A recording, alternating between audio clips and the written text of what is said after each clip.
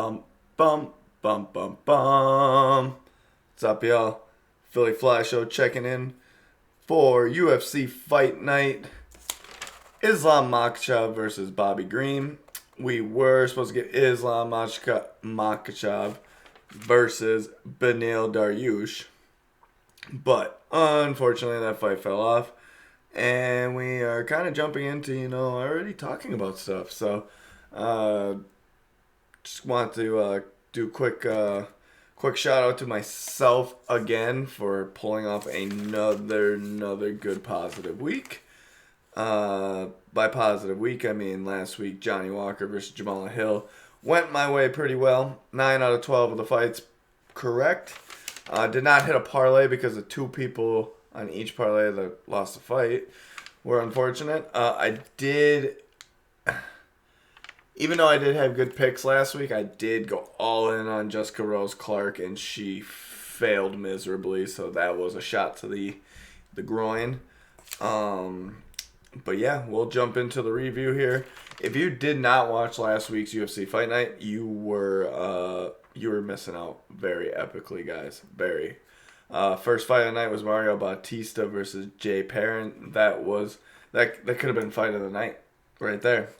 There's a lot other fights that probably got fight of the night, but it was a good pick for me for getting it right. But also, I was very, very stunned on the way Jay Perrin showed up, so that was kind of cool. Match like number 11 was Jonathan Pierce versus Christian Rodriguez, and that one went the way of Jonathan Pierce. A little tougher than what it was supposed to be, but the odds, sometimes get out there. Next up, we had Chad Ellinger versus Jesse Strader. That was a very, very, very good fight, too. Ended in a KO for Jesse in the third round, in the third round, which was pretty cool. First one wrong was the Diana Belbita versus Gloria DePaula. Gloria DePaula got the win. Not upset about that one either. That was a close fight. Plus, if you look at confidence levels, 1 out of 5. So I was not super confident on there. Chaz Skelly fight was pretty cool. Watch him go out if that is his last fight. But I do not having a feeling the UFC is going to call him back. And then Stephanie Egger to put on the beating she did to Jessica Rose Clark. Man, I can't believe I went all in on that one and failed. That one just sucked for me.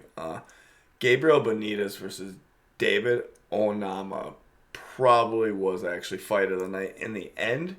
But in hindsight, Mario Bautista, Jay Perrin was awesome. But Gabriel Benitez went for it. David went for it. And the second David got hurt to where he thought the fight was almost finished, he put on a 14-punch combination to put Gabriel Benitez to sleep badly. Like, that was a bad knockout.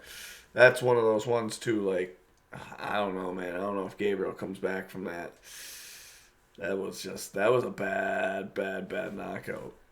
Joaquin Buckley versus Abdul Razik Al-Hassan was a great fight. Joaquin Buckley is showing that he can compete with these middleweights, but he did gas. Both these guys have gas, and that's their conditioning is their issue for competing in the middleweight division, because those muscles, yeah, they're big, bulky, and they give you power, but Izzy shows what muscles can do to his quickness and speed. So I'm just at these guys. These guys just got to get some good conditioning going. I'm not saying they can't do it, because we've seen a lot of stars have bad conditioning when they first come in, and they get that fixed. Jim Miller versus Nicholas Moda was the next fight, and I got that one wrong. And that was the last fight of the night I got wrong, so that was good. I did not expect Jim Miller to get a KO win like he did. That was just awesome.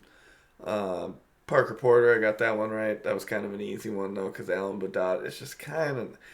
He is a bad dude for a heavyweight, but you can just see, like, there's levels, and he's just not at that level yet. Kyle Dawkins' submission of Jamie Pickett in that last second of the first round was nuts. I thought Jamie Pickett could hold it, but he couldn't hold his breath anymore. He was dying. And then, obviously, everyone know, if you didn't see it, what Jamal Hill did to Johnny Walker a knockout artist in his own respects. What the bleep show? Like, okay, Jamal Hill is awesome and he's got power and he's looking like a light heavyweight contender.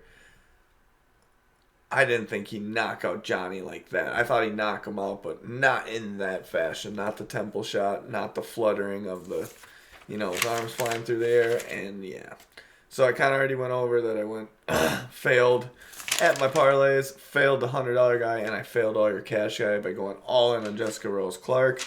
So that was a failure, not going to happen back-to-back weeks, so we'll get back on that track. Now, this UFC fight night is Islam Makhachev versus Bobby Green. I kind of talked about it a little bit. It's a lightweight fight.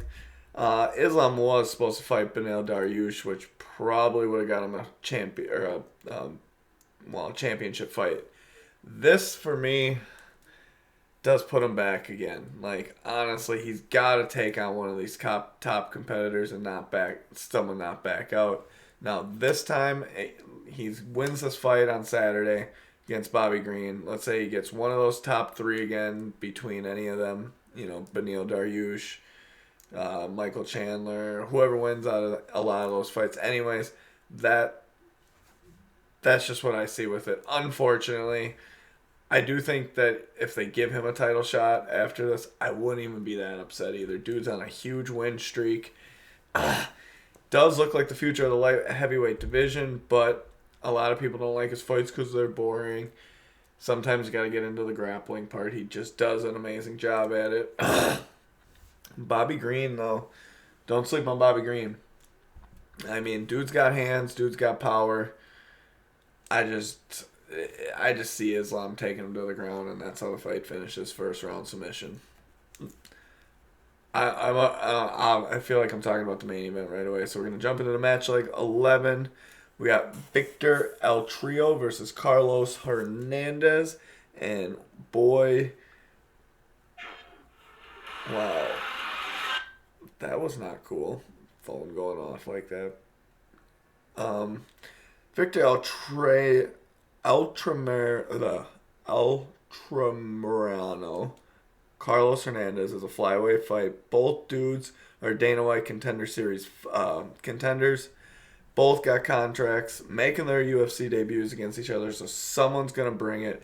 This is not a fight you probably want to miss because of the fact they're going to bring it, but this is not a fight I'm really betting. I wouldn't want to bet on too much. Victor is a plus 120, whereas Carlos is a negative 140. 1 out of 5 on the confidence level that Victor gets the win. I know he's the underdog, but I just think his length or his distance that he can keep and somewhat of the bigger fighter, I just feel like he can get the win. Match like number 10 is Ramirez Bahima versus Michael Gilmore. It's a welterweight fight. Negative 360 on Ramirez. Michael is like plus 280. Michael is making his UFC debut, if I'm not mistaken. I'm pretty sure he's a Dana White Contender Series fight or contender. And yeah, Ramirez has a couple fights under his belt. So I'm going Ramirez with the more experience.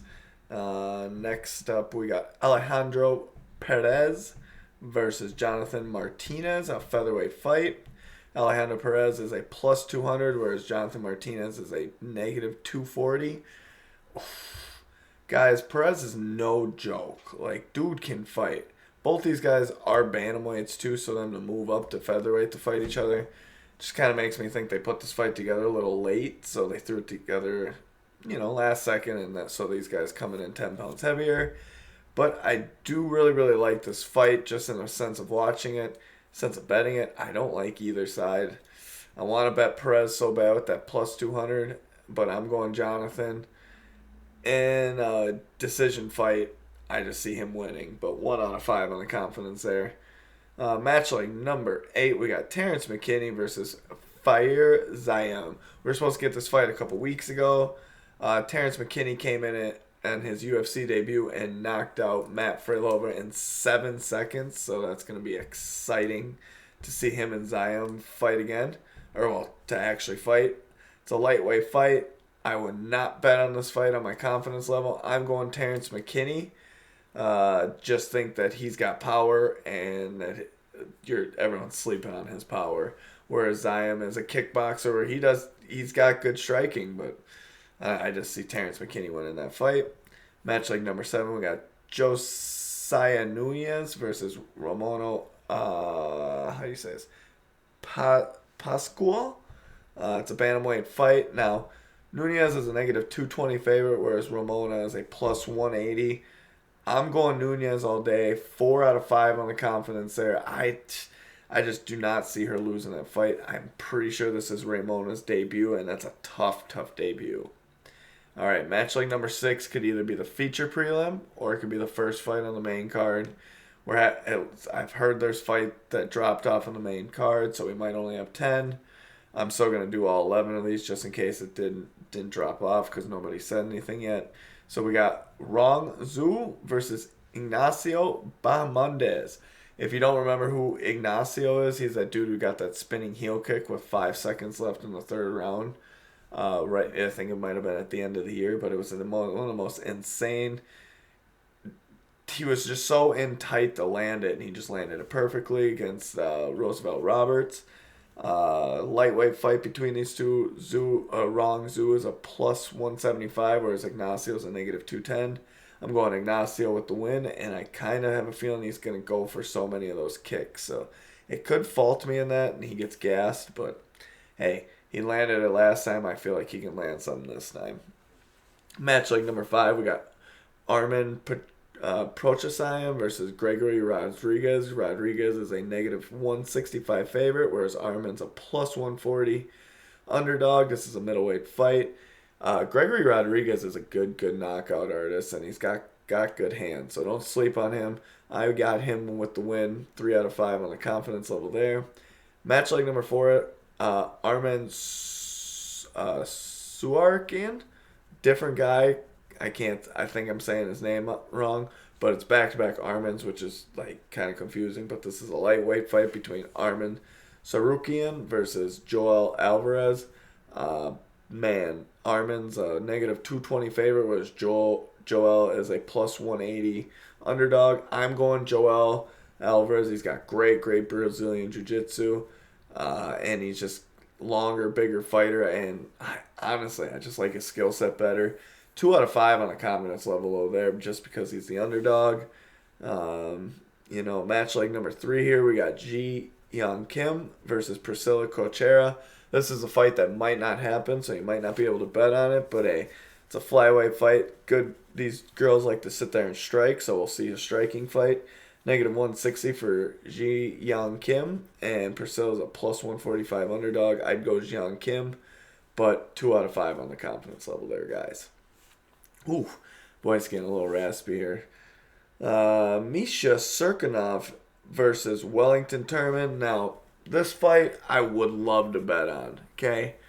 I've watched Turman compete against guys, piece him up, and take them time sometimes to knock him out. But dude's been knocked out a couple times, and Misha's needing a win. So I'm going negative 120 is on Misha, plus 100 on Turman. I'm going Misha all day. I think Turman gets knocked out and gets cut from the UFC after, because that is not a good matchup for him. And then we get to the Islam Makhachev versus Bobby Green. Look, it's like every Islam Makhachev fight. Negative $900 on him to win $100 every time. It's negative 650 plus 7, or I mean negative 700. Blah blah blah. Plus 600 on Bobby Green. Look, you could throw Bobby Green on on your quick parlays just to get some money up there and risk it, but it'd be waste of money. Islam's going to take him out. He's taking this fight on 10 days notice, and that is not good. So Islam all day. 5 out of 5 on the confidence level. Islam gets the win. If he loses, biggest upset of all time. Just literally biggest upset of all time. All right, we'll go to my quick parlays here. I only did 2 3-leggers since my 4s and my 5s have been failing. I'm going Ramiz Baimias with a negative 360. Josiah Nunez with that negative 210, and then Gregory Rodriguez with that negative 165. And then the next one on a 3-legger, I'd go Victor Artrio, Terrence McKinney, and Joel Alvarez on. You don't have to put down $100, but all those guys are plus, so your money would come back crazy. It is a risky one because not all three might do it, so might just pick two of those that you're super confident with.